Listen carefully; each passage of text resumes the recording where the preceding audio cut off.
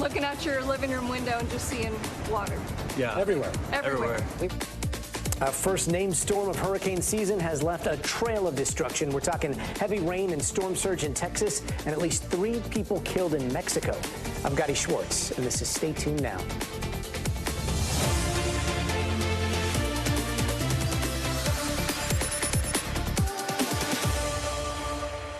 And tonight there is a disastrous mix of severe weather impacting the country coast to coast. We're going to start in the southeast Texas area, where coastal towns are reeling from the effects of Tropical Storm Alberto.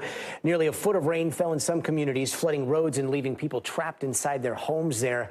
Even one tornado was confirmed in Rockport, Texas, leaving homes damaged. And we are also keeping an eye on New Mexico, where a day of heavy rain is giving firefighters hope in tackling 2 raging wildfires that have already killed 2 people there and forced the evacuation of the entire town of Ruidoso. Earlier, President Joe Biden approved a major disaster declaration for that area, but it seems like New Mexico just can't catch a break. Check out this intense dust storm that stirred up near Albuquerque in the past 24 hours. The storm caused crashes on major interstates there, sending more than a dozen people to the hospital. And this is how that dust storm looked from a satellite stretching from southern New Mexico to northern Mexico. It just sweeps all the way across that state there. Meanwhile, in other parts of the country, the risk is extreme heat, with much of the Midwest and Northeast seeing record high temperatures for a 4th straight day of 20 degrees above average. Those sweltering conditions getting a bit more dangerous today, as some states are also under air quality alerts. But portions of the Southwest are also facing extremely hot conditions, meaning at some point today, more than a third of the country was under some sort of heat precaution. Our team is tracking it all. NBC News meteorologist Bill Cairns is standing by with the forecast. George Solis is in New York, and Dana Griffith is tracking the latest in New Mexico. But first, let's go to NBC News correspondent Sam Brock in Surfside Beach, Texas. And Sam, we've now seen landfall down in Mexico. What's it looking like in Texas right now? Sure. So I'm in Surfside Beach, Gadi. This is a community of about 500 people. There's a couple hundred homes. Almost all of them have been touched by flooding. But as far as the effects of Alberto, it was like 24 to 36 hours ago. And yet, look next to me right now. OK, this is a street. Now, this is not necessarily representative of every street, but there is so much water still out there. There's actually 2 people walking in the distance. At this point, it's down to about their ankles. OK, before this was like thigh high. The water did recede. That was 24 hours ago. Many people here that I talked to said, well, we think we're in the clear, obviously. And then you have high tide come in the morning, and there's so much saturation already on the ground. There's nowhere for this water to go. It sits here again. I had conversations with folks in homes like this all day telling me they wanted to just go get their car and be able to drive out of here, and they couldn't because the water was too high. They didn't want to ruin their vehicles. Thankfully, Gadi, there were no emergency rescues over the course of the last couple of days. I did talk to the mayor today. He said they were prepared for it. Did not come to that. But the reality is, for communities like these, they're very exposed, very vulnerable to coastal flooding to begin with. And then you have tropical storms that, even though they're 700 or so miles away, are still dumping a lot of rain. But really, there's that coastal surge that's affecting communities along the Texas coastline. That's where we stand today. Now, again, this is not everywhere, but it's still shocking to many that it could still look like conditions could still look like this even now. There is a flood advisory through tomorrow morning, likely because of that high tide. And then hopefully they're clear here for at least a week before another system is threatening the general region.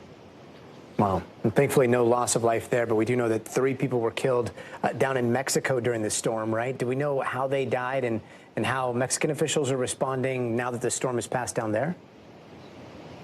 Yeah, we're getting some information from Mexico. This is the northeastern part of the country, Nuevo Leon, in terms of the state.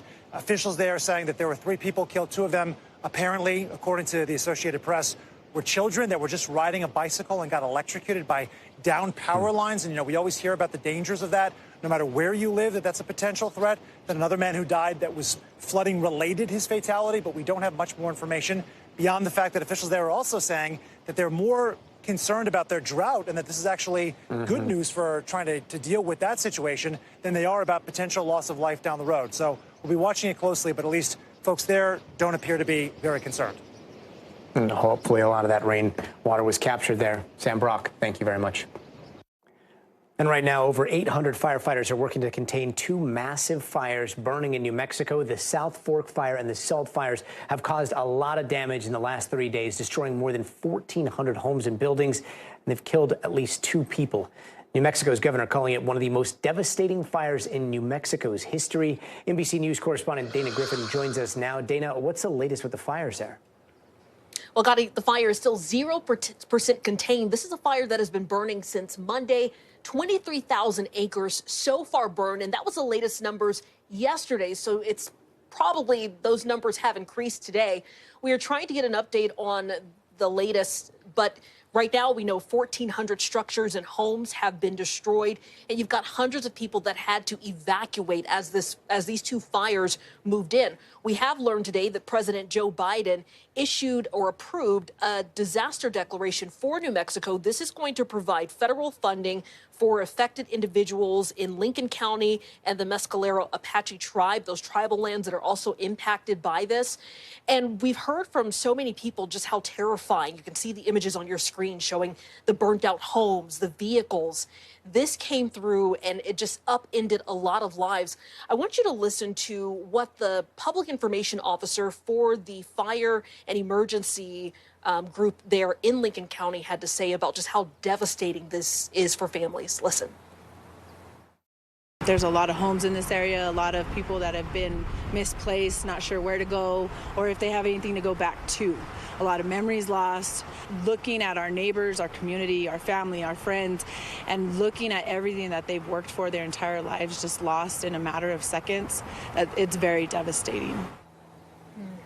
Extremely devastating for those families there. And the governor has said this is probably one of the most devastating fires in the state's history, and how long it takes to get things back to normal will probably take a while. Gadi? And Dana, we know that 2 people have died so far. Do we know any more of the circumstances there? Yeah, so it appears that both of these individuals may have been trying to evacuate, according to the family members of one of the victims. He's a 60-year-old man. He had things packed and was ready to go. He was waiting to be picked up, but his ride got stopped at a roadblock, and unfortunately, he could not outrun those flames. A second individual was also found deceased inside their vehicle. So obviously, investigators will investigate to try to figure out what went wrong, but it appears that these were people who were trying to get out of the area, and unfortunately, they lost their lives during that. Gadi? Oh, so tragic. Dana, thank you so much for joining us. And we turn now to the mayor of Ruidoso, Lynn Crawford, who joins us live. Mayor, thank you so much for being with us on such a difficult circumstance here. On top of these fires, you've had to deal with storms, thunderstorms, a kind that pop up so quick there in New Mexico, and they cause flash flooding. Yesterday, we were seeing some images of possible flash flooding. Today, is the threat still there? And what's the latest with flooding? Thank you, Gadi, for having me on. Yes, it's a very big concern. In fact, later tonight and tomorrow, and even into Saturday, we're expecting a lot of rain, flash flooding. And if anybody remembers Hurricane Dolly, they're telling us it's going to be the same thing. When Hurricane Dolly came through, we lost homes, we lost bridges. And so they're telling us to be ready for that. So we have a lot of heavy assets in the area. National Guard, we still have people evacuated, and we're asking people, please stay out of the community for your own safety. We don't need any more loss of life. And yesterday we were seeing reports that not only were people evacuated, but at sometimes emergency crews and firefighters had to be pulled out of areas because of flash flooding concerns, right? That's correct. Yesterday we had a small rain event back on the Bluetooth fire, which was the fire that we just got to 92% containment before the South Fork fire kicked off. And so the rain hit that area. And you know how it is on a burn scar, there's nothing to absorb it. And so the water just picks up debris and runs everybody out of there. So for their own safety, they were actually called back. Yeah. And we've also seen these heartbreaking images for anybody that's been to Ruidoso. I mean, seeing the images of the Alto ski shop, the Swiss Chalet Inn being destroyed there. I mean, it is so heartbreaking. And I got to ask, are there other landmarks that people aren't going to recognize when they return?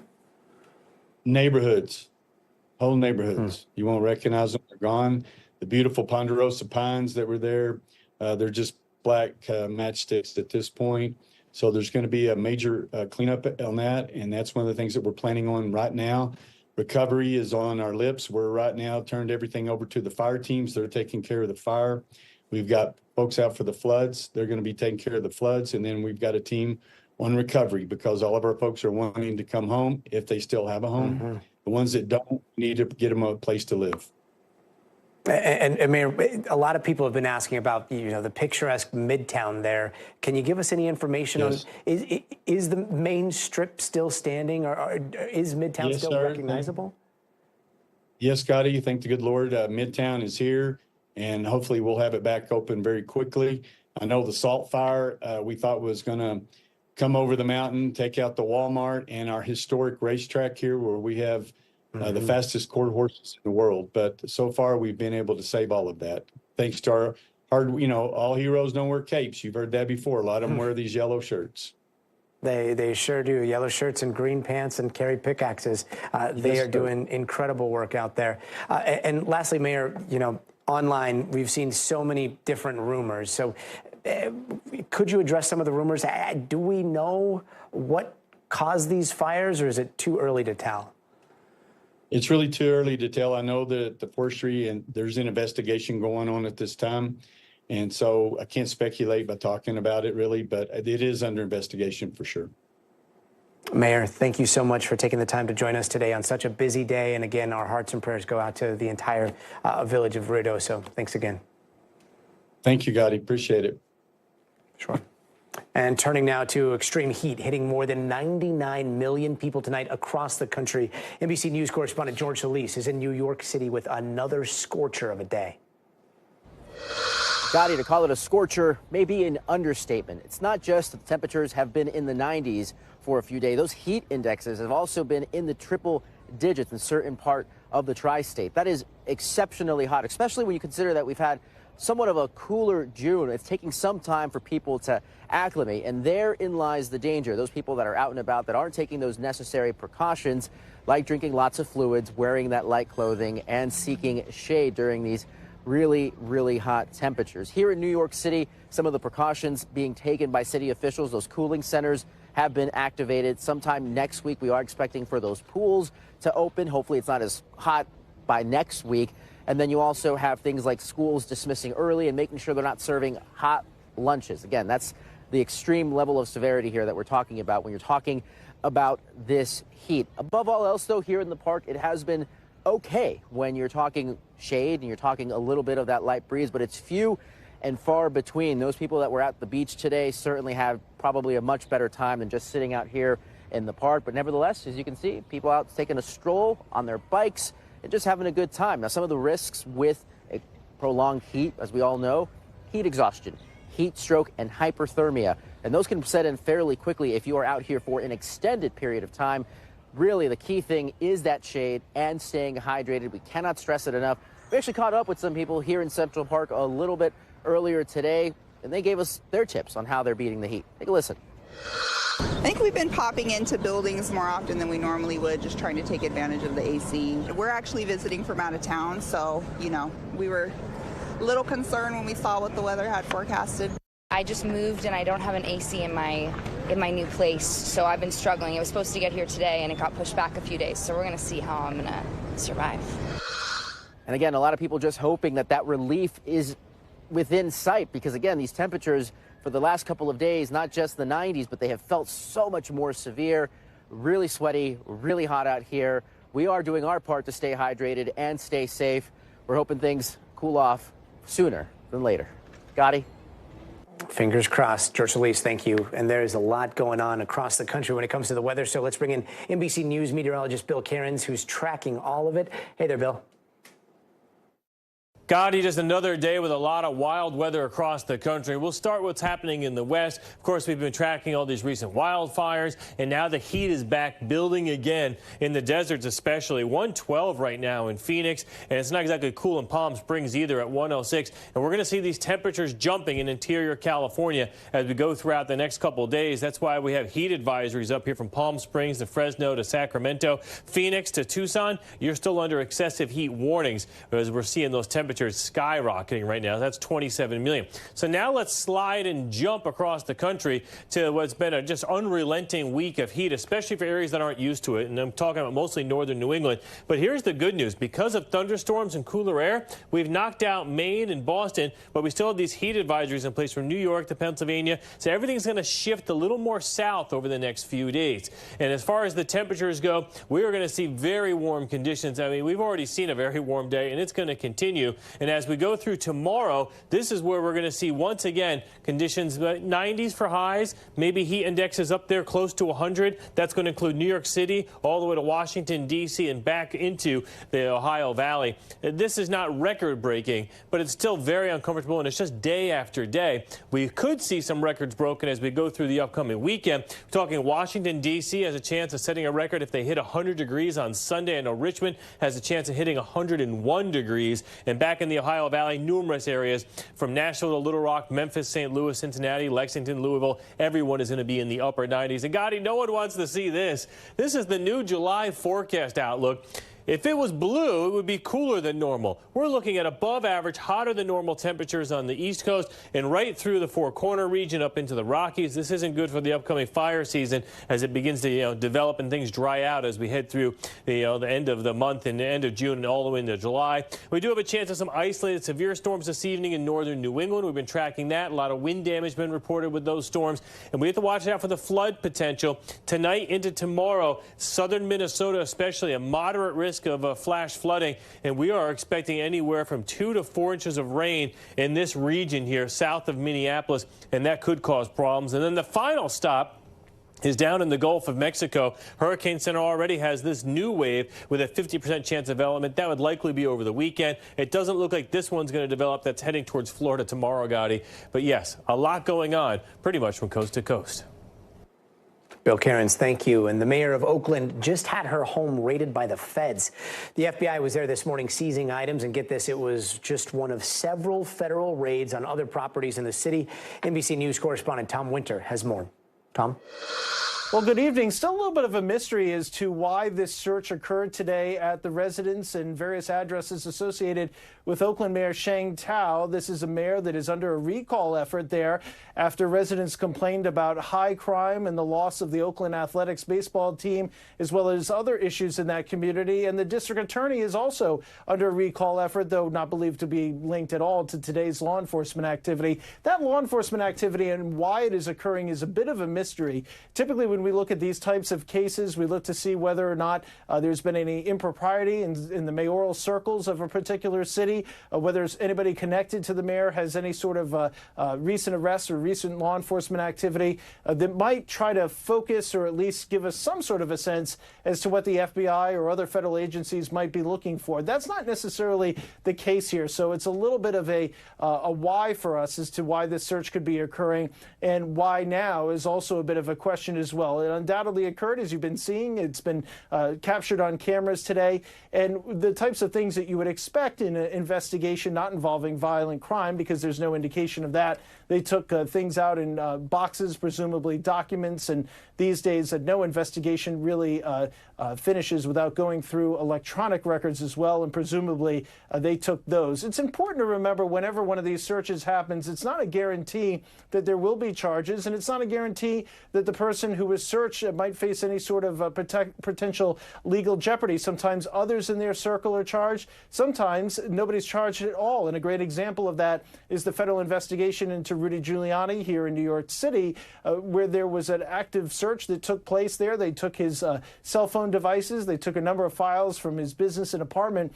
And ultimately, federal prosecutors declined to bring any sort of charges at all. So that's obviously a potential outcome in this particular case. But either way, it can be a distraction for a mayoralship. It could be a distraction for a particular city. And that's something that clearly Oakland doesn't need right now. We'll continue to follow this story and try to figure out what this investigation is about and its relevance to not only that community, but potentially nationwide. And we appreciate that, Tom. Thank you. And don't go anywhere. We are just getting started. Up next, a multi-state, multi-week manhunt for an accused killer is finally over.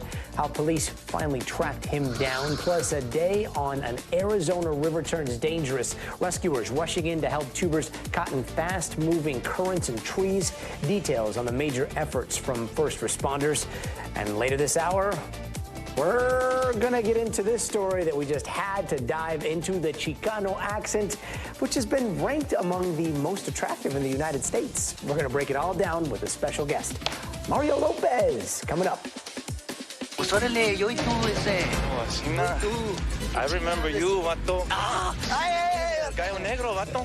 I'm a lover, not a fighter, man.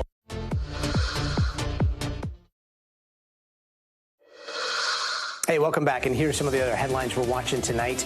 Early this morning, rapper Travis Scott was arrested in Miami. He was allegedly yelling at people on a yacht and was charged with disorderly conduct and trespassing. His tour is set to begin in Europe in just 8 days. And Sony is going to buy the music catalog of the iconic rock band Queen for more than $1 billion. We're talking Bohemian Rhapsody, and We Are the Champions. But the deal will not include revenue from live performances because 2 of Queen's founding members are still performing. And in New York, the Manhattan DA is dropping trespassing charges against 31 of the 46 protesters that were arrested at Columbia University. That was back in April. Their occupation of the university's Hamilton Hall inspired several other protests against the war in Gaza nationwide. You saw it breaking on this show here first. The Manhattan DA said that there wasn't enough evidence to support charges. And tonight, the Copa America soccer tournament kicks off in Atlanta between Argentina and Canada. It is the longest running international soccer tournament in the world, and it's being held across 14 cities. And actor Donald Sutherland has died, his career spanning decades. He was revered for his roles in MASH, Ordinary People, and more recently, The Hunger Games. His son and fellow actor Kiefer Sutherland announced the news on X, calling him one of the most important actors in the history of film. He was 88 years old. And it is 1 week from tonight where we will see President Biden and former President Trump go head-to-head in the first presidential debate ahead of this election. And that's going to be taking place in Atlanta. But tonight, Biden is in Camp David, where he's been hunkered down to prepare while Trump is out campaigning across the country. Let's bring in NBC's Monica Alba with more.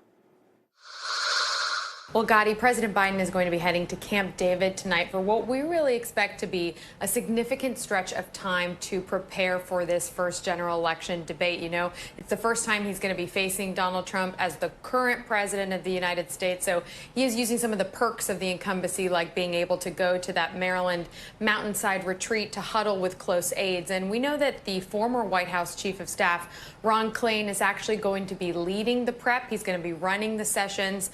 And an open question that we still have is, who is it going to be playing Donald Trump during these mock debate and sessions? And the White House and the Biden campaign haven't said yet, but we are watching to see who that figure may be. But we know that they're trying to prepare for really every kind of eventuality. And that's what's so hard about trying to do this. And I was told by somebody close to the process that it's like cramming for a final, with the president trying to take everything that he feels he's accomplished in the last couple of years that he wants to mention in the debate, while also trying to lay out what he views as a positive vision for the opportunity to have 4 more years in office if he wins, while at the same time trying to really highlight, the campaign says, what a Donald Trump presidency would mean again for America. So they're going to try to do all of those things over these intensive sessions. And we really expect them eventually to do those full 90-minute mock debates as we get closer to June 27th. And it's an interesting contrast to former President Trump, who claims he's not doing any kind of formal prep for his part. But the interesting thing here about this matchup is that it's going to look and sound a little bit different from past debates. So they're trying to take that into consideration as well, because there will be this muting of the microphone. There will be no studio audience in there.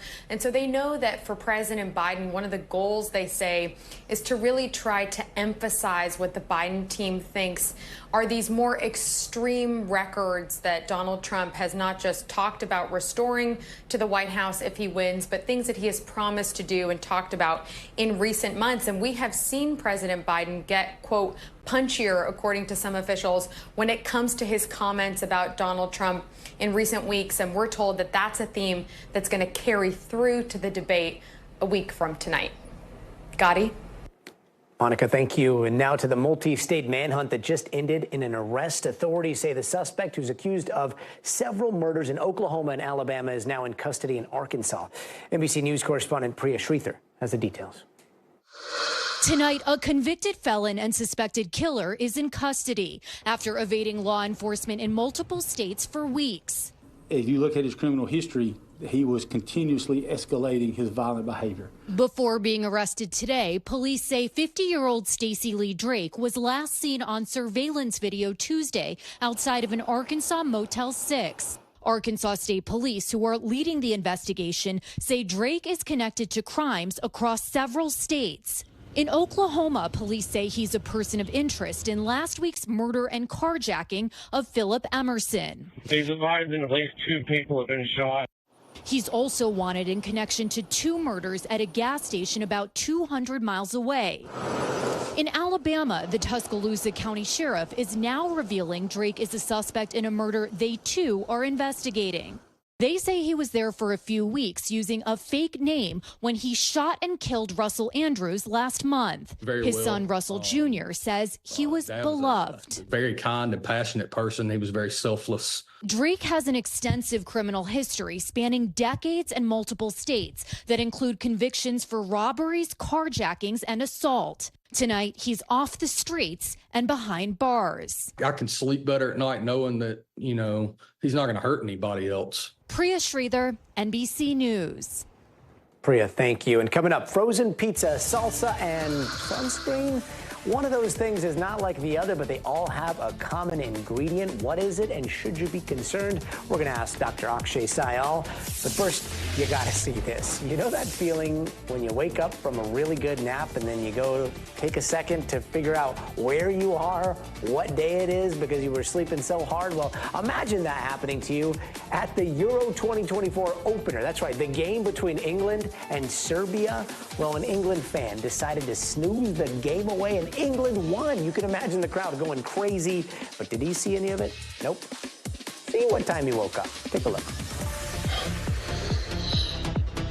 Okay, just woke it up. It's 4 o'clock in the morning. I'm shivering. It's out again.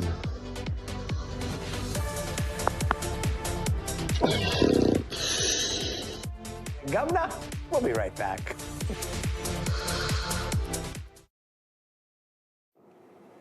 Hey, welcome back, and here are some of the stories happening out west that we're following right now. Last night in Inglewood, California, Kendrick Lamar turned his star-studded Juneteenth concert into a sort of celebration of LA rap unity. Over 20 rappers took the stage, including Dr. Dre, Tyler, the Creator, but that wasn't even the craziest part of the night. Lamar did a live debut of Not Like Us, that famous diss track towards Drake that brought their long-running beef to an end last month, and he played it 5 times in a row. And a billionaire heir to Coca-Cola has been ordered to pay $900 million in damages to a former employee.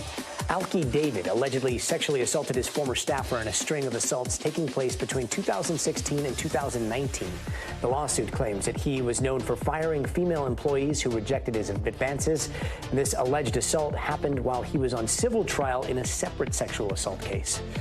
And this newly released video shows the dramatic rescue of over 100 people that were stuck on Salt River in Arizona last Friday. The Maricopa Sheriff's Office said a tree fell into the water and trapped tubers and debris while trying to fight the rapids. You can see rescue crews having to lasso the tubers to safety, and thankfully only minor injuries were reported.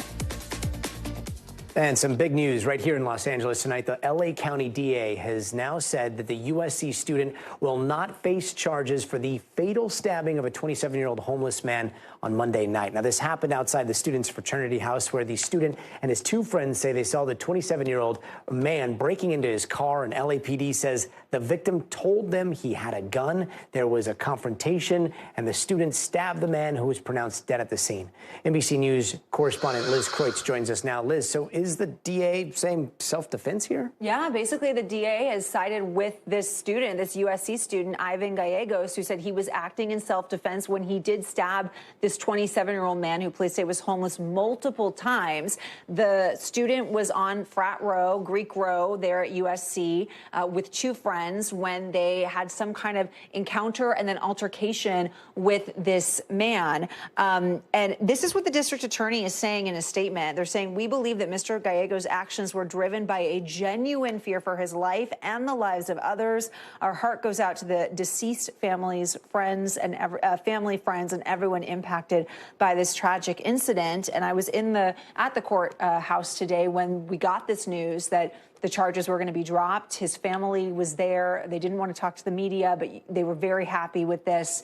And he is now out of jail, free. Now, when it comes to the evidence on this decision not to prosecute, I know that there were two people there, two possible witnesses, but were there cameras? Was there anything else that may have corroborated what happened? Well, we haven't seen any video, and police haven't released anything, so that's still a little bit unclear, is what was the evidence that led the district attorney to make this decision, because there were some reports that this man, 27-year-old Xavier Surf was his name, that he was already inside the car that he had broken into at the time that these students saw him. So there's a question of, did the students escalate the situation? Ultimately, it does seem like perhaps the fact that Ivan, the student, said that the man said, I had a gun, he had a gun, that could have been the thing that maybe tips the scale to make it seem like, okay, he really felt like he was in danger here. Here's what some students had to say on campus. I can't even imagine being in that situation. What are you supposed to do? Wait to get killed? Wait to get harmed? Wait for the police to come until it's too late? To have three guys confront this individual and then stab him multiple times, that seems like, okay, like really. Yeah, so I think that there's some conflicting opinions here on exactly what happened and how they should have handled it. And have we heard from Xavier's family at all? So they're posting online, his mother and sister. His sister's been posting a lot. They have a GoFundMe set up to try to raise money to get his body back to Texas, where he's from. His sister's been posting saying, my brother was not a homeless man. He was a dad. He was my brother. He is a young child, apparently. And he was, a person with a family and friends in his own right. And it's just a very sad situation all around. Liz, we really appreciate you covering this for us. Thank you. And nothing's better than having some ice cream on a hot day at the beach, right? Well, chances are you probably put on some sunscreen before that. But what if we told you that that same stuff in your ice cream is in your sunscreen? And it all comes down to this ingredient called titanium dioxide. It's found in a bunch of our favorite foods like frozen pizza, candy, salsa, even your coffee creamer. And the European Union actually banned titanium dioxide from food 2 years ago. So why are we still eating a sunscreen ingredient?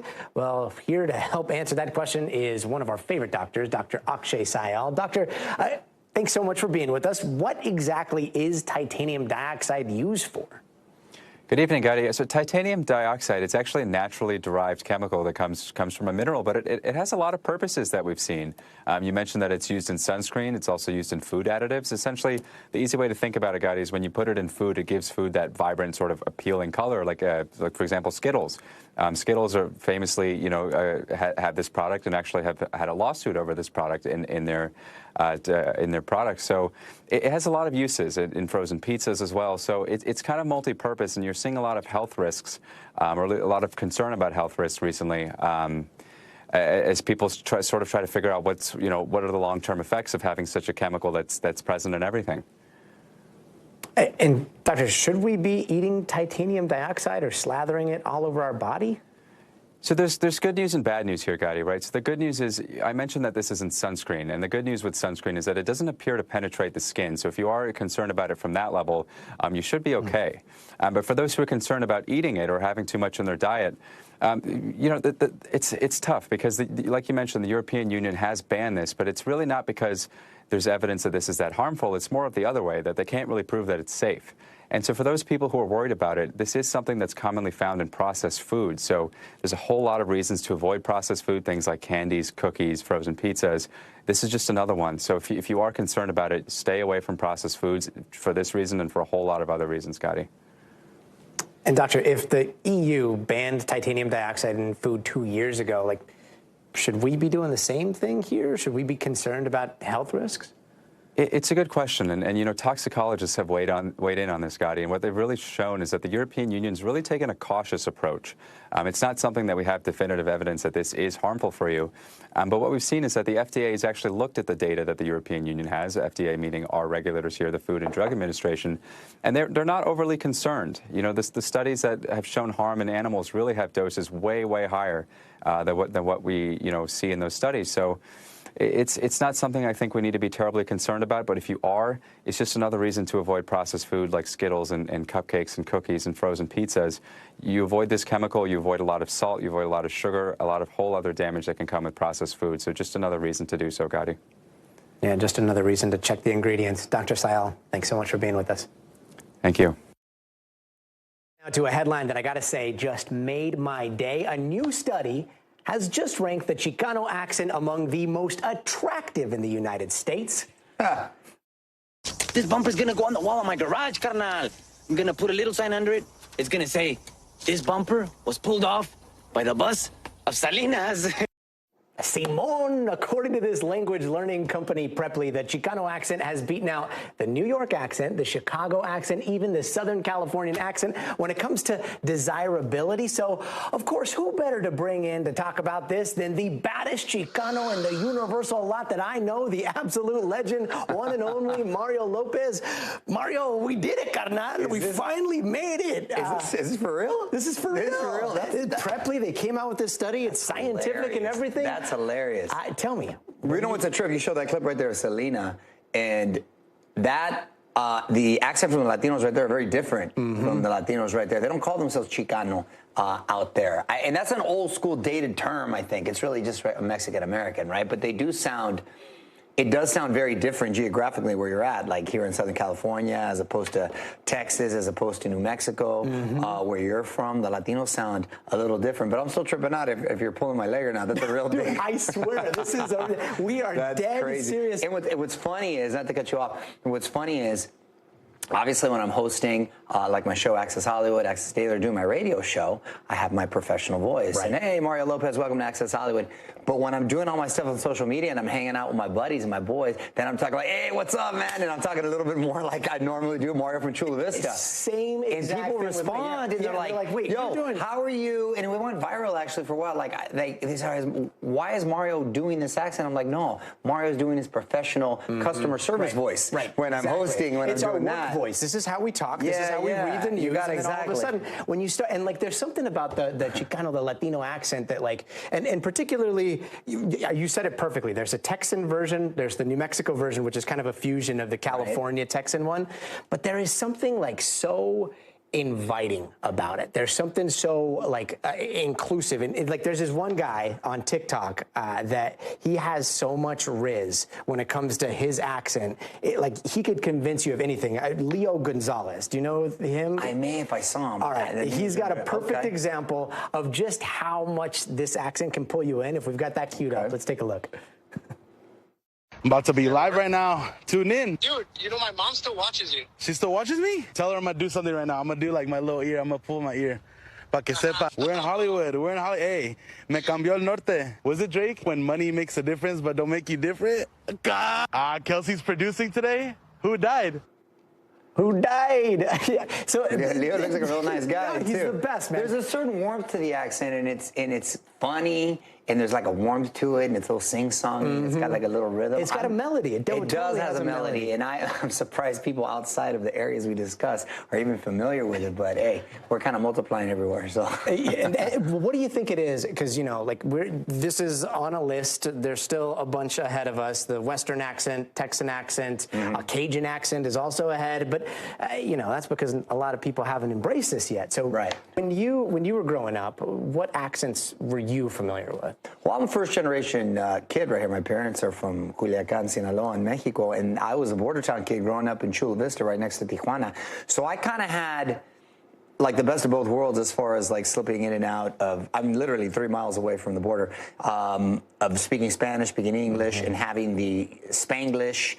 And there's different, because a lot of the Spanish accents I heard too, a lot would sound a little bit like Antonio Banderas' Puss in Boots character. Then hablan más así, they talk a little bit more like this. But then the ones that have been here for like a generation or two, then those would be considered a little bit more Chicano, a little more, wait, no mames, and a little more sing-songy, and you have your different slang, right? You call each other like foo or what's up, Holmes, or no vato, like that's all Chicano kind of slang, and they don't say that in actual Mexico, and then in the Mexican slang over there, it's very different. Yeah, there's a lot of ways is more like, well, no, ways can be like both actually. Way kind of transcended for both. Get on that way, like that's a greeting very popular, right? I grew up, but like in thinking about it, I was kind of like, I heard a lot of, not a lot, but two very distinct ones, being a border town kid where I'm from. Like where you're from is different, because I've been in that area and I've shot. Oh, it's like the Burque, like in northern New Mexico, España, and Santa. Exactly.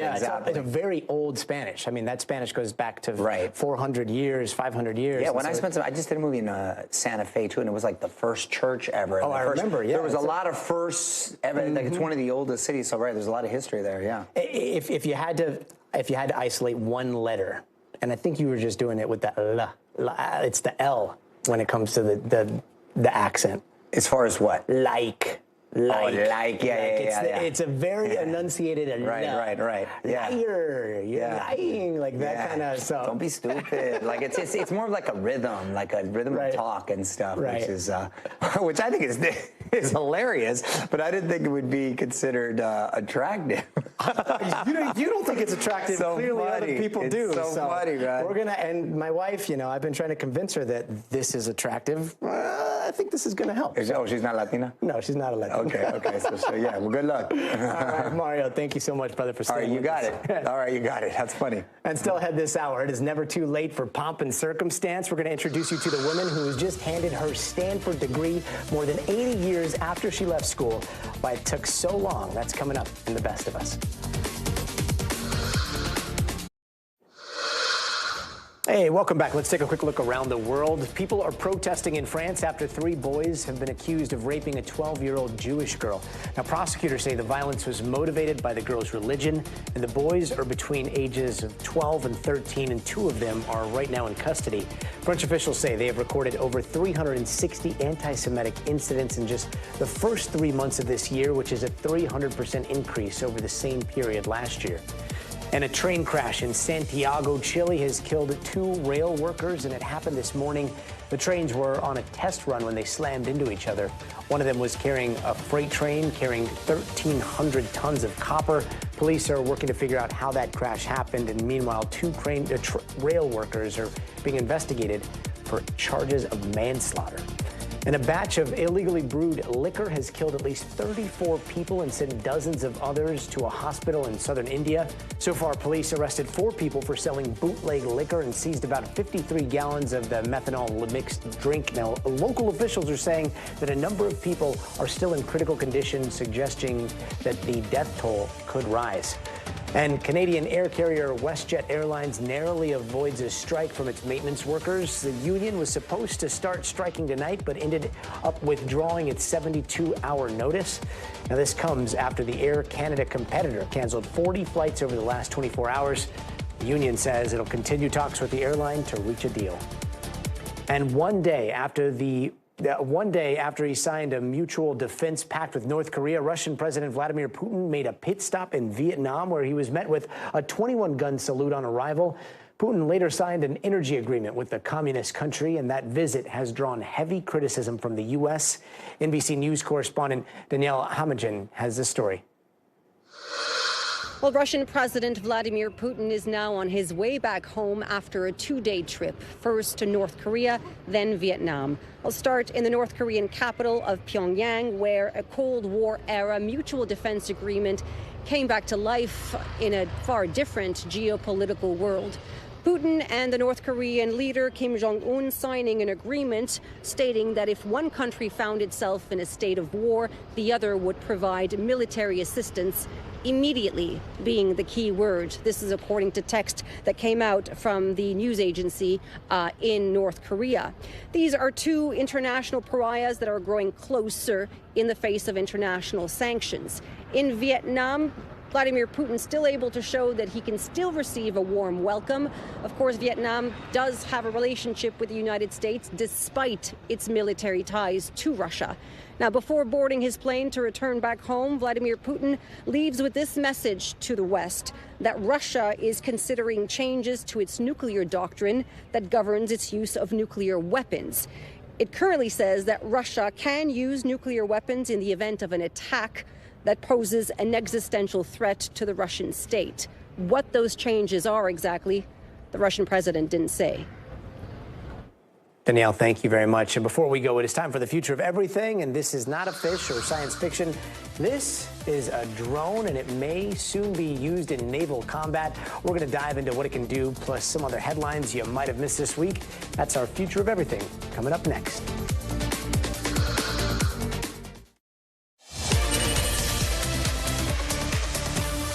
And tonight in the future of everything, we've got a lot to cover, starting off with this. This is a massive underwater drone that was filmed gliding through the waters off the coast of California. That is the manta ray, shaped like the massive and majestic fish, and it could be the future of naval combat. At least that's what Northrop Grumman, who's making the drone, is hoping for. The manta is still in tests right now, but they say it will eventually be able to go where humans can't, deep, deep down under the sea. And joining us now to talk about this drone and a whole bunch of other stories, including a new AI company that says it will prioritize safety over, quote, commercial pressures, is Ben Bergman, the senior correspondent at Business Insider. Ben, thank you so much for being with us.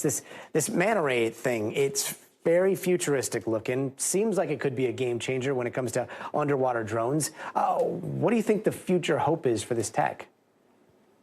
Well, it's striking how quickly this has come together, because DARPA only got this contract in 2020, and already we're seeing the videos this week.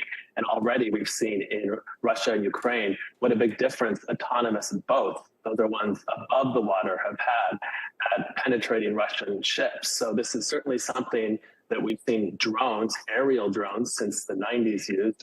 And now the military and the Navy are hoping the same thing can happen below water. And Ben, I also wanted to ask you about the former chief scientist at OpenAI who left that company just very recently. And now all of a sudden he's launching his own AI company, and he's trying to create what he's calling like safe AI environments. Is he? I mean, does it sound like he's starting an AI that could make sure all other AIs are safe, or is this just something completely different? Well, remember, this was the man who started OpenAI with Sam Altman, and then he was part of the team that led to Sam Altman's ouster. And then Sam Altman came back, and it created a very awkward situation for Elia. And then he left. Everyone's been wondering what he's doing. And now he just started this company. No one knows who's funding it. But he says it's all about safety. And also he says they don't have a corporate overlord like OpenAI does with Microsoft. Maybe they will be well, not the overlord, but at least a hall monitor, because it does seem like AI is needing that, at least in the future. And also this Netflix thing, I wanted to ask you about this. Netflix seems to be launching this new entertainment experience for fans of some of their biggest movies and shows. Can you tell us what else fans can expect at these first two locations? Maybe next summer, instead of taking the kids to Disneyland, you can file them in the car and go to Netflix house. This is going to be an immersive experience in two malls in Texas and Pennsylvania. And what's interesting about it is it's taking over department stores. Those stores are going out of business. Malls need people to occupy them. So I bet Netflix is getting a pretty cheap rent there. That is a fascinating idea. I guess we'll be heading back to the mall coming up soon here. Ben, thank you so much for joining us. Thanks a lot. And finally tonight, in The Best of Us, an amazing story of one Stanford University graduate more than 80 years after leaving campus, just shy of that diploma, the 105-year-old finally got it. And Garvin Thomas from NBC's Bay Area has the story. This past Sunday, Stanford University held its commencement exercise. The ceremony for undergraduates ran about a half hour behind schedule. Welcome, everyone. So those getting their graduate degrees had to wait a bit to receive their diplomas. Oh, really? Which did not bother Virginia Hislop in the least. What's a few more minutes to wait for something she earned back in 1940. Yes, 84 years ago. The now 105-year-old Virginia was working on her master's degree in education at Stanford. Virginia was almost done when, as she puts it, life intervened. It was the eve of World War II, and Virginia's husband, George, was a newly appointed second lieutenant in the U.S. Army. His unit was called up, and Virginia soon found herself 1,500 miles away from Stanford. There were soon 2 children to raise, and Virginia never got back to that advanced degree in education, which, it should be noted, never hindered Virginia from a lifetime of work in education. No, had absolutely no effect. Virginia spent decades on boards and committees at every level of schooling, from kindergarten to college, in her new hometown of Yakima, Washington. Gave it a great deal of thought and tried to improve the education where I lived. That's not going to stay on. What Virginia didn't give a lot of thought to, though, I've had that trouble before, was that degree. But recently, her son-in-law contacted Stanford and learned something amazing. You see, at the time Virginia left Stanford in 1940, she had all the credit she needed to graduate, just hadn't completed a master's thesis. Well, since then, that thesis requirement has been dropped, meaning Virginia legitimately has all the credit she needs and has earned that degree. And so at the Graduate School of Education commencement, there was a single member of the class of 1940. And as Virginia got up on stage, the crowd got up on their feet. My goodness, I've waited a long time. It's a lesson the rest of the day's graduates would do well to take away. A diploma is nice, sure, but not necessarily needed to go out and make the world a better place. Like she has. The class of 1940, I mean, 105 has never looked so amazing. Virginia, congratulations. That's going to do it for us tonight. I'm Gadi Schwartz. We'll see you here tomorrow. But until then, stay tuned now.